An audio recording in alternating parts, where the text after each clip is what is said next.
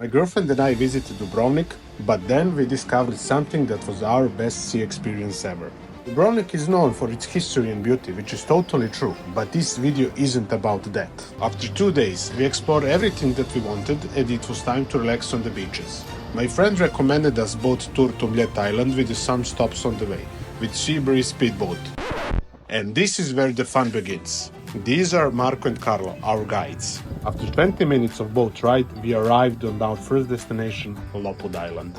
The island is cute and the cars are forbidden there. Marco told us the history of this place and we stayed there for about 45 minutes. The place is uncrowded with a nice beach, totally opposite Dubrovnik. Next stop was Blue Cave and I can't describe this amazing experience. Marco provided snorkeling masks for all of us so we can enjoy in the cave. Look at those colors. Marco carried his phone with him and took a photos of us in the cave. Also, one of the best things about this trip is the boat ride. The boat was fast, the music was nice and we had fun. They provided water for all of us and sandwiches later.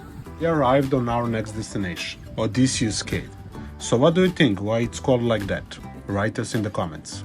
Marco told us history behind the cave and we enjoyed swimming in it.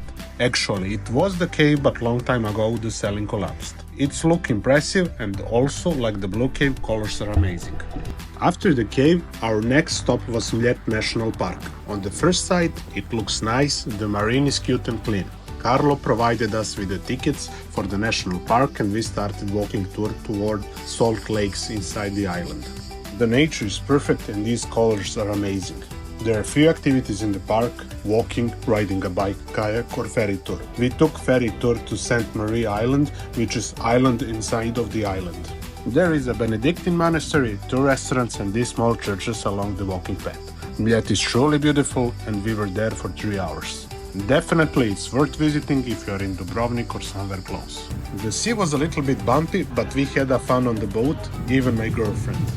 Next stop was Island of Šipan. It was time for classic beach and swimming in the Šipan port. The place is nice, but the beach was perfect.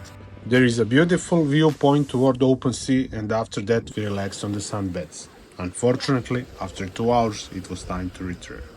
We slowly returned to Dubrovnik and for the end we had the beer with our hosts.